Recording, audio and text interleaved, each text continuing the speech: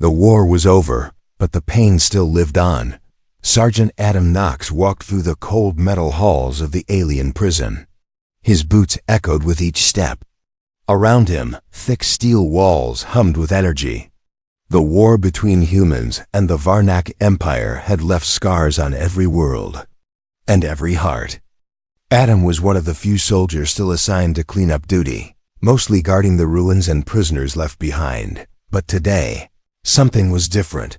The base commander had told him, "There's one prisoner left. You're to take her into custody. She's your reward." Adam didn't understand. A reward? That sounded wrong. He walked deeper into the underground prison. A strange heat filled the lower levels, and lights flickered above. Then he saw the door, a thick blast shield with warning signs around it. Danger. Specimen alive. The door opened slowly. Inside, the room was dark and quiet. Then he saw her. She was sitting in the corner of the cell, chains around her arms and ankles. Her skin shimmered with soft violet light. Her hair was long silver and wild. Her eyes large, glowing, and full of sadness locked onto him the moment he stepped in. She didn't look like a monster. She didn't even look angry. She looked broken. Adam stepped closer, slowly, carefully. He had seen aliens fight, kill, and scream. But she didn't do any of that. Instead, she whispered, "Show mercy, human. My body will give you powerful offspring." Adam froze.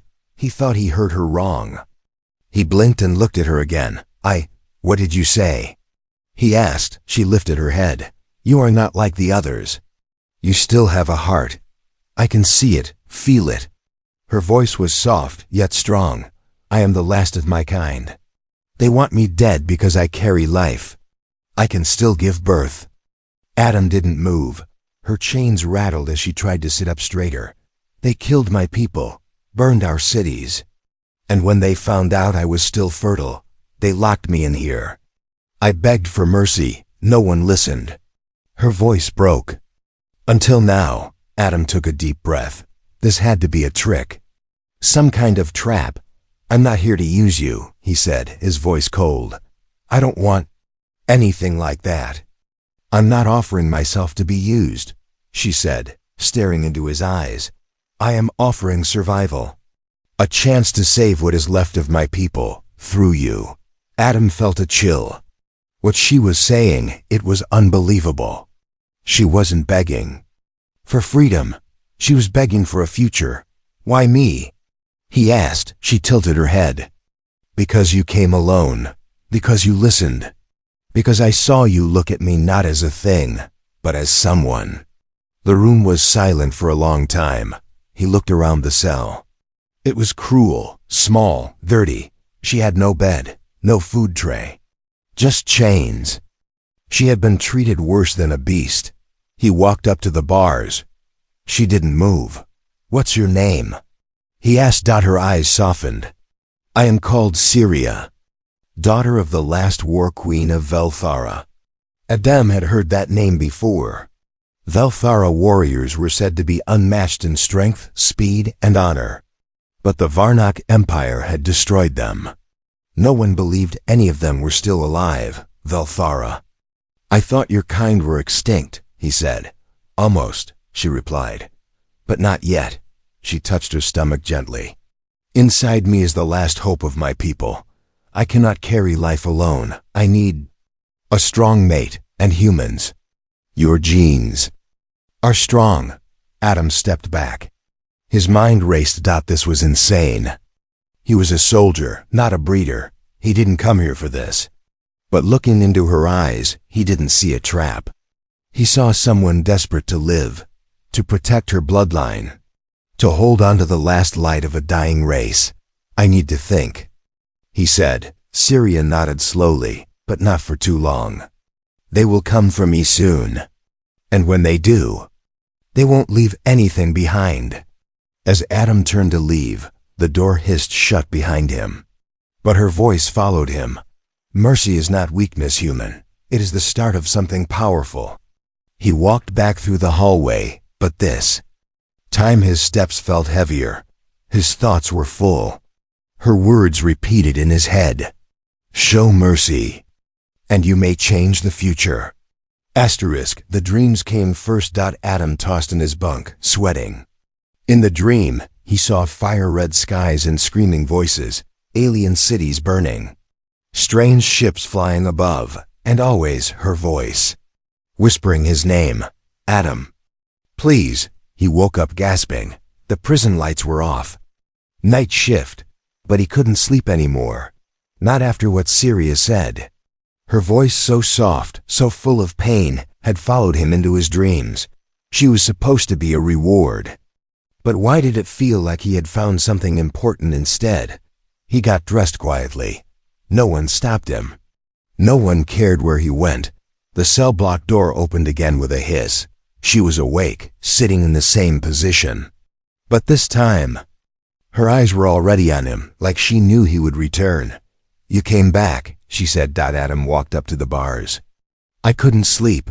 Your spirit is loud, she whispered. It calls to mine. He leaned on the bars, studying her. I need answers. Who are you really? Why did they keep you alive? What's the truth? Syria looked down at her chained hands. Her voice dropped low, almost a growl. They wanted me dead, but they feared me more. She paused. I am the last true daughter of Elthara, the purest bloodline. My people were born from war, but built on honor. We fought with pride. But the Varnak Empire doesn't fear soldiers. It fears hope. Adam didn't speak. Syria looked up again. Her eyes glowed in the dark like two silver flames. My mother, the War Queen, led the last stand. When our world was lost, she made me swear to survive, not to fight, but to carry life forward. They captured me, but they didn't kill me. They studied me, locked me up like a weapon. Her jaw tightened. They did tests, took samples, again and again. But they could never recreate what I carry. The ability to give birth to a warrior race. Only I can pass it on. Adam felt sick. They used you. They feared me, she corrected. But you have a choice. He stepped closer. What? If this is a trick? What if you're just saying what I want to hear? Syria didn't smile. She didn't beg. She simply opened her palm and revealed a deep scar. They took blood from me every moon. They broke my bones and tested my body. I never cried. But now, she looked up at him. I beg not for myself, but for the legacy of my people. Silence. The air between them felt heavy. Adam had never believed in fate. But now, it felt like something bigger was happening. You said you needed a strong mate, he said. Why do you think humans? Why me? Because, she said, slowly, when you looked at me, you didn't see a prisoner. You saw a person. She crawled forward on her knees until her chained hands rested just inside the bars. You don't have to touch me. You don't have to claim me. Just protect me. Keep me alive. And I swear, our future will shake the stars. Adam swallowed hard. Outside the cell, footsteps echoed. Other guards. A shift change. Syria heard them too. She tensed. They're coming. They won't let me stay here long. They want to sell me to science teams. To tear me apart piece by piece. Adam's hand moved to his sidearm. No, he said softly. No, she asked. I won't let them take you. Not now. For the first time, her eyes glistened with tears. But her voice remained strong. Then you must act fast, Adam. My bloodline depends on your choice. And with that, the lights flickered again. The moment of peace was gone. But something new had begun. Asterisk. Asterisk, the blood on his glove wasn't his. It was hers. Adam stared at the small vial in his hand as the cold hallway lights blinked above him. He had taken it without permission, just a tiny drop of Syria's blood, while pretending to check her chains. She didn't stop him. She only looked at him and said, You need proof? Then take it. Now he had it. The medbay door slid open with a soft hiss. Inside, machines hummed quietly. A small diagnostic station blinked in standby mode. Adam moved quickly. If anyone saw him, he'd be in trouble, maybe worse. He placed the vial into the scanner and whispered, "Come on." A red light blinked. Processing. Then a strange sound came from the machine. Almost like it gasped. "Match found. Classified DNA extreme mutation. HEAG. Potential genetic code detected." Adam leaned closer as the screen showed her DNA strands. Her structure was stronger than anything he'd seen. Faster cell healing. Enhanced nerve functions. Muscle density 5 times stronger than humans. But what caught his eye was the last line. Fertility status. Ultra rare. Last recorded female of Velthara prime bloodline. He stepped back, stunned. She hadn't lied. She wasn't just some alien prisoner. She was the last living seed of a superspecies. "Damn it," he muttered. Suddenly, the door behind him clicked. Adam spun, hand on his pistol. It was Lieutenant Rayla. She raised an eyebrow. "Stealing medical scans, Sergeant?" Adam forced a calm voice. "Just checking something. Off duty." She walked in, looking at the screen. Her sharp eyes scanned the results. "That's not a normal scan. Who is this?" He said nothing. "Rayla." Smiled coldly. "Let me guess your reward?" Adam stiffened. "She's not a reward. She's a survivor," Rayla chuckled. "Don't be stupid, Knox. She's a science project with legs. High-value breeding stock, if you ask the brass." He stepped between her and the machine. "She's a person." Rayla's eyes darkened. "Then why didn't she run when the war ended? Why is she still in a cage?" Adam didn't answer. He couldn't. Rayla leaned in closer, her voice low. "You're planning something. Be careful, Adam. You're not the only one watching her." Then she left, the door closed.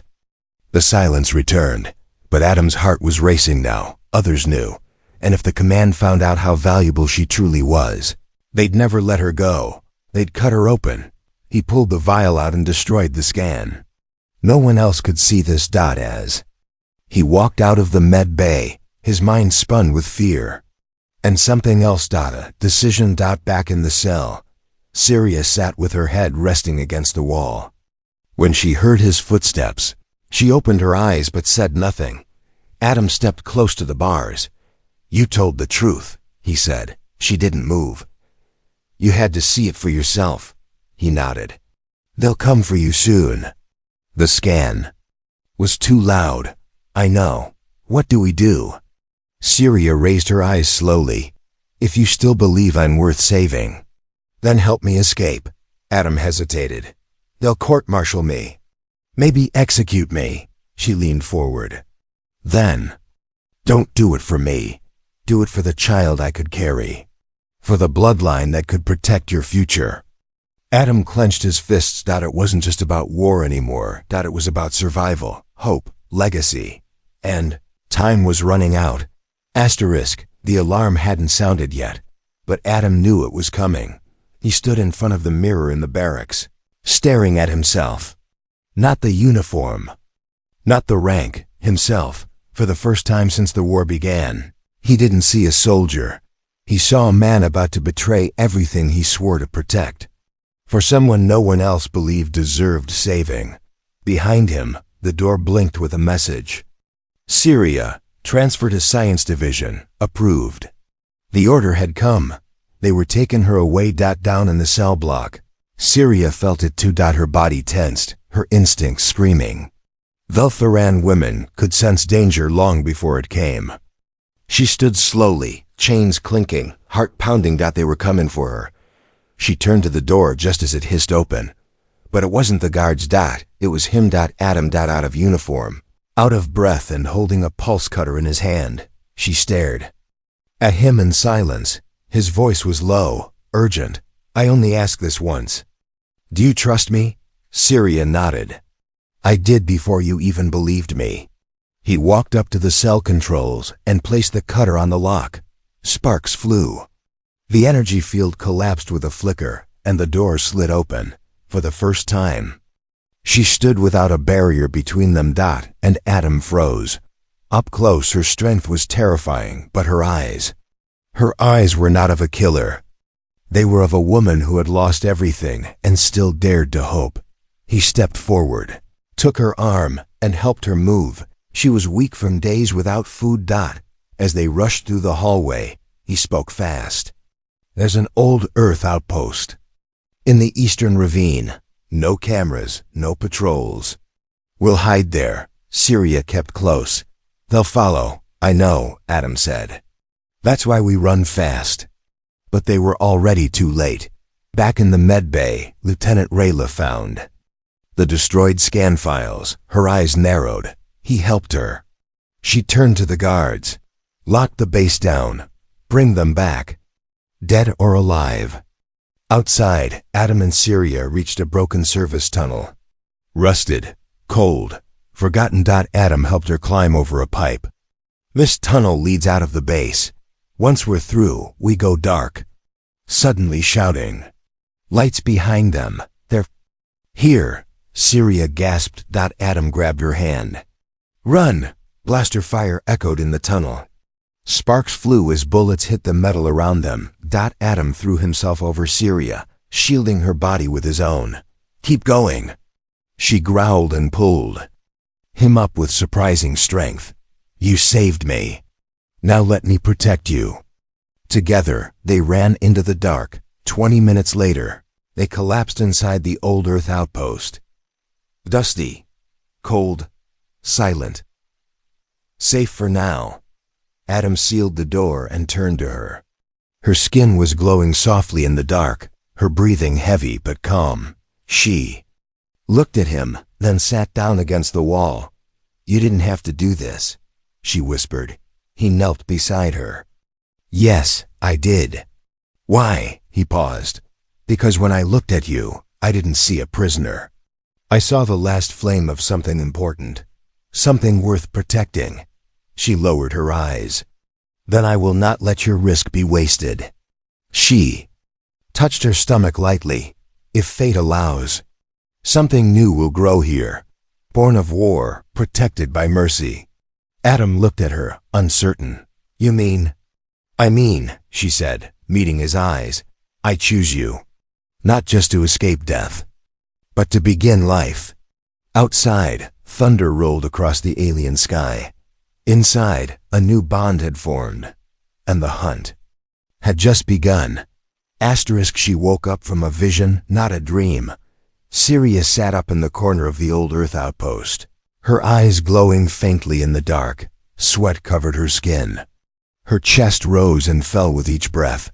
She had seen something, not a memory, a calling, a place, a pulse beneath the ground. "A light in the earth." She whispered to herself. "It still exists. The temple still lives." Adam had been keeping watch by the door. When he heard her voice, he turned. "You okay?" he asked. Syria stood slowly, her legs still sore. "There is something near. I felt it, a place sacred to my people. Hidden deep in this land." He raised an eyebrow. "A temple?" She nodded. "It's not just a place of prayer. It's where life begins." Adam stepped toward her. "You think it can help you conceive?" She looked up at him. "I don't think." "I know." They left before dawn. The jungle around the outpost was thick and wet with fog. Strange animals howled in the distance. Adam kept his blaster ready. Syria moved beside him, bare feet soft against the dirt, eyes scanning the trees. She led him by instinct alone. No maps, no coordinates, just memory passed down in her blood. After hours of walking, they reached it. A stone arch, half buried in vines and roots. Carved symbols of her people glowed faintly in the moss. Birds scattered as they stepped inside. The temperature dropped. Adam pulled his jacket tighter. "This place feels ancient." "It's older than both our species," Syria said. "Built by the first Veltharans, before war, before exile." Inside, the tunnel walls were covered in markings, stories of strength, loss, and rebirth. Syria ran her fingers along the stone. My mother told me stories of this place. She said it could awaken the fire within us. Adam frowned. What kind of fire? She turned to him. The power to create life, even when death surrounds us. They reached the heart of the temple. A glowing pool sat in the center, surrounded by sharp black stones. Strange light danced across the surface liquid, but not water. It pulsed like it was alive. Syria stepped to the edge and closed her eyes. This is the fertility basin, she said softly. It bonds the soul to the flesh, but only when trust is real. Adam stood behind her, silent. This place tests more than desire, she said, turning slowly to face him. It tests your intention. If your heart is false, the temple will reject us. Adam met her eyes. And if it's true? Then, she whispered, something powerful will be born. He stepped forward. No orders, no weapons, no uniform. Just him. Syria took his hand, pulled him into the light. The pool began to glow brighter, wrapping them in warmth. A deep hum filled the air, like the song of the planet itself. They stood close, breath to breath. She touched his face. You gave me freedom, not because I asked, but because you chose to. And now, Adam asked, now I choose you. Their bodies sank into the glowing light, not to burn. Outside the temple, a drone camera blinked to life. Target located. Signal sent. Back at the military base, Lieutenant Rayla saw the alert and smirked. So, they found the temple. Let's see what's worth protecting in that cave. She activated the assault team, and hell was coming. The first explosion didn't wake them. The temple did. The ground trembled beneath Adam's back. He opened his eyes slowly, feeling warm stone beneath him and soft glowing light above. Syria was lying beside him, her hand resting on his chest. Her breathing was calm. Then came the second explosion closer. The temple responded. The air shifted. The glowing pool dimmed. Walls groaned like they were alive, like the ancient place was warning them. Syria sat up fast. They're here. Adam grabbed his gear. Already? She looked toward the entrance. The temple let me feel it. Death is coming. Outside, black-armored soldiers moved through the jungle, silent, cold, led by Lieutenant Rayla herself. Visor down, voice sharp. Capture the alien woman alive, she said. The human is expendable. Inside the temple, Adam checked his weapon, only one energy cell left. I can buy you time, he told Syria, but she turned sharply. No, we fight together. Adam stared at her. You don't even have a weapon. I am the weapon. The temple pulsed again, and Syria stepped back into the basin. The light wrapped around her body, and something inside her changed out. Her muscles tightened. Her skin brightened. Her voice deepened with power. The temple awakened the blood of my ancestors, she said. I'm not just a vessel now. I'm a warrior again. Adam was stunned, but he had no time to respond. Blaster fire rained. Through the entrance, the enemy was here. The first soldier entered and flew backward in pieces. Syria struck like lightning, her movements fast and deadly. No armor could stop her. Her fists broke steel. Her voice roared with energy. Adam joined her, firing from cover. One shot, 2, 3. Soldiers dropped, but they kept coming. Lieutenant Rayla stepped through the smoke, her blaster raised, a sneer on her face. You were always weak, Knox, she spat. Throwing your life away for a lab rat. Syria stepped in front of him. Say that again. Rayla raised an eyebrow. You can talk now? I could always talk, Syria said, her voice steady. You just never listened. They charged. At each other. Flesh versus armor. Past versus present. Adam fought off 2 more soldiers while Syria battled Rayla. The temple shook with every hit. Light burst from the walls. The past was rising. The ancestors of Velthara were watching. Syria moved like fire, dodging Rayla's blade, countering with raw power. She wasn't just fighting to survive, she was fighting for a future. Rayla landed a cut across Syria's side, but Syria didn't flinch. She caught Rayla's arm and slammed her into the stone floor. Adam shot the last soldier in the back, just before the man could shoot Syria. The temple went quiet, breathing hard. Syria stood over Rayla's broken body. You lost, not because I was weak, but because he showed me mercy. Adam limped to her side. You okay? She smiled softly. Now I am. The light in the temple rose one last time, wrapping them both in warmth. Above them, stars began to shine through cracks in the roof. A new day was coming, but their fight was not yet over. The child did not cry when born. Instead, he opened his glowing silver eyes and smiled. Months had passed since the battle at the hidden temple. The war was over. The base abandoned. The jungle had swallowed the ruins whole. Deep within the ancient earth outpost, a small fire flickered in the darkness. Adam sat beside it, sharpening a blade. His uniform was torn. His beard had grown. He was no longer a soldier.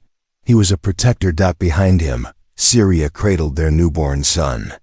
Her arms were strong again, her body healed, but her heart, it was full for the first time in her life. He has your fire, she said softly. Adam looked over. He has your eyes. The baby cooed and reached out, touching Adam's cheek. The spark in the child's touch was warm, almost electric. Syria smiled. He's not just Veltharan. He's something new.